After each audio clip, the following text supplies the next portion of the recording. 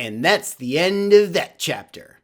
Or is it? Uh-oh, SPAGHETTIOS, JSA! Ladies and gentlemen, welcome back to another video with Swaggerhouse. And in this one, we got ourselves the next scandal, scam, shenanigans going on. This time coming out of CGC and the JSA Authentication program, SMUDGEGATE. Shout out to 99 Newsstand for bringing this story to light earlier this morning. As you guys can see, this has a lot to do with a Stanley JSA smudge signature. So what is going on here? Well, in this video, we're going to talk about that here today, and perhaps you guys can weigh in on what you think is actually occurring. But of course, before I get into it, if you guys could like, comment, subscribe, I appreciate it. Help support the channel doing those things.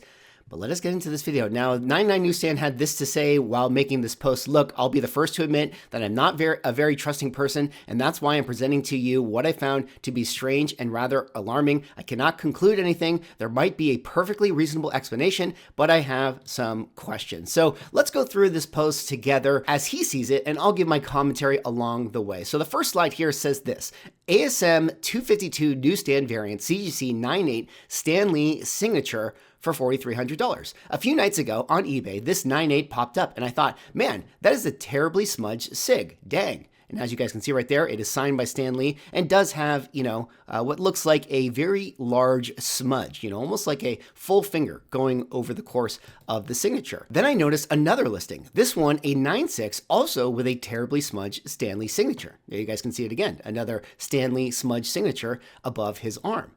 At this point, I'm already asking myself, how could JSA confidently authenticate these? Could someone just forge a signature, smudge the crap out of it, and get it through the system? Smudges can happen for sure, but if that's a Sharpie, then they would have to be intentionally smudged immediately after being signed. These were just thoughts, and then I decided to look into what other books were in the submission. Guess what I found? 10 books. All ASM 252 newsstands, 8 of them 98, 2 of them 96, all 10 signed by Stanley in the same location authenticated by JSA, and you guessed it, all terribly smudged. WTF, how? Now, that is very interesting. If you guys don't happen to know, here is the book in question. I was actually able to look this up, pull up the cert number. You can always put the cert number into CGC's website right here, and you can pull up the book right here. And as you guys can see, there is the smudge in question, at least for this one particular copy. But if you go up here to the URL and you actually change the last number, this one happens to be 6006. If you go to 6001,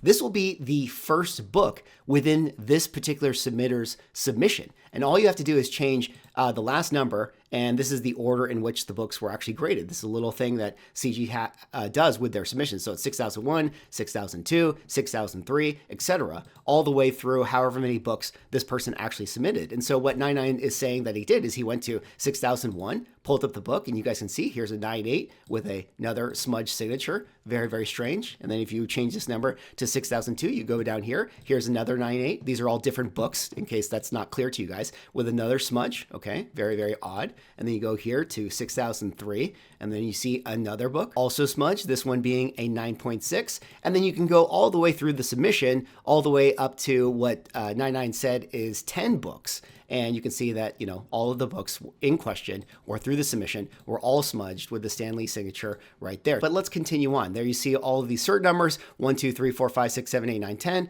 All of the Stanley books that are all smudged with various images of them. I'm just asking, how does something like this happen? 1 or 2 smudged books, sure. But wouldn't you realize that you're smudging them and not continue to do the same exact thing to the other 8? But wait, there's more. The submitter opted to pay the additional cost of having the signatures themselves graded. That's an add-on service. If you guys don't know, when CGC does the grading on the back of the book, they'll put this little number, or JSA will do this, they'll put this number like 3 right here, which is an actual grade of the quality of the signature. So this one being not very good, obviously got a lower number. Obviously, these signatures would not grade well, and of course they all received 3s. So what was the point of grading the signatures? Was it to add another layer of perceived legitimacy? I'm just asking. If there weren't so much all at once, I might be suspicious, but there's a lot to chew on here, so I'm chewing. These are not allegations, these are not accusations, these are simply observations. There could be some reasonable explanations as to why someone had 10 high-grade 252 newsstand copies, all with ridiculously smudged Stanley signatures that they waited until October of 24 to do something with. I simply don't have a good guess as to what the explanation might be. Additionally, the two that are currently available for sale are being sold through a consignment shop that is both a website as well as an eBay store. I'm only pointing that out to highlight that selling through a consignment shop lends the seller a certain degree of anonymity. If you are the owner or seller of these books and this post troubles you, please do not hesitate to reach out. I will happily share any information you provide me. There's nothing I would like more than to clean it up. At the very least, I'd like to know how JSA can confidently authenticate these, but beyond that, I have to ask myself, is this some sort of scam? Is the smudge sigged the new reholder loophole? Or were these books signed while Stanley was late in his life, being taken advantage of by unscrupulous handlers, and perhaps entirely unable to create a clean signature without his own hand smudging it in the variety of ways?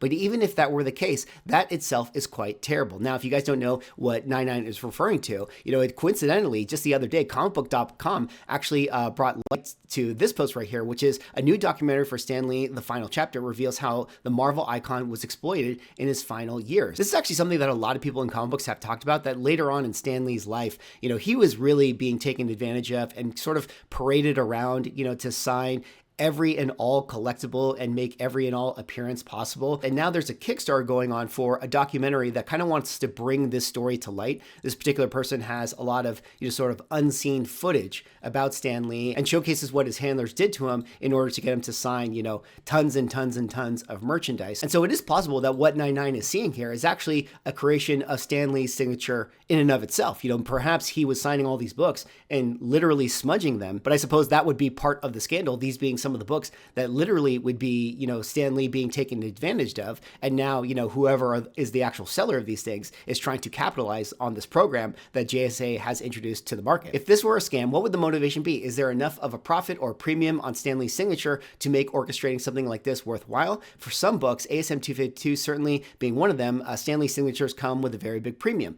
A blue label unsigned 252.98 newsstand currently sells for between $1,300 and $1,500. Stan Lee signed 252.98 newsstands sell for $3,500 to $6,500. So you're able to triple, quadruple your money by just having the Stan Lee signature on it. Well, what do you think? Well, a very interesting story put together there by the 99 Newsstand. What do you guys think down in the comments below? For me, I have to say this is pretty curious looking.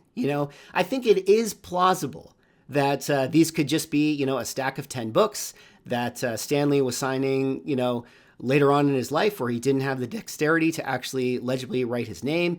Perhaps he was tired that day and he was just kind of smearing his hand across all of his signatures. And, this was maybe even done by some of his handlers, in their private home. And that's why, they're going through the JSA program right now and finally getting graded. So that is certainly possible. I tried to think of other reasonable explanations. Could all the books have been stacked on top of each other and that's how the signatures got smudged? But there's no ink on the backs of the books. So you would think that there would be ink residue on the back of the book if they are stacked on top of each other. I thought to myself, is it possible that someone in the building at JSA actually smudged these things? But I don't know, once you get to 10 smudges, it's like 2 is maybe plausible, but 3, 4, 5, 6, 7, 10, that seems very unlikely. I thought to myself, could it have been that the plastic and encapsulation process actually smudged the signatures? But when you look at them closely, it doesn't look like they would be that of a mechanical error, and they're all sort of unique onto each other. They look like a finger was intentionally pushed against the black ink, so it doesn't seem like this would have been something that a machine would have done. I don't know. What do you guys think overall? I mean, if we're gonna, put on the tinfoil hat and think to ourselves about, the possibility of this conspiracy, do you think that this kind of holds any weight? Could that actually be the grift? If you're somebody out there that can, forge a Stan Lee signature, and if you add this smudge factor, perhaps that is the workaround for JSA. How could they truly authenticate a signature that is smudged like this? And maybe when you pay for that add-on service, that's a little bit of the bells and whistles, getting past the authenticators. Perhaps when you pay for that thing, they're a little more lenient and relaxed on being willing to say that this is an actual Stan Lee signature, which kind of brings us maybe to, the last little thing to talk about. And that is the fact that, with JSA, it's not a perfect system. We don't know where these signatures came from. This is just authentication after the fact. And, part of the conversation we had when JSA JSA was joining CGC to, kind of deliver this program, where a lot of people were assuming that the witness signatures would be the ones that command the most value on the secondary market. But all the dealers I talked to, they say that the JSA books sell for the exact same price. So nobody actually cares. If the signature is on the book and they see yellow on the label, they're willing to buy it. And they're just going to assume that it's, official and it's safe to get this thing. But I think, we as collectors have to be a lot more suspicious, when we see books like this, or, even books that are coming out of JSA. I mean, who's to really say? How can you really know that that is a Stan Lee signature? The answer is you can't. Anyways, that's all for this video. That was me going over the story. What do you guys think about SMUDGEGATE? Do you think that there's anything here? Or do you think it's more likely that this is Stan Lee, smudging his own signatures? Anyways, let me know down in the comments below. Thanks so much for watching. Like, comment, subscribe. See y'all in the next video.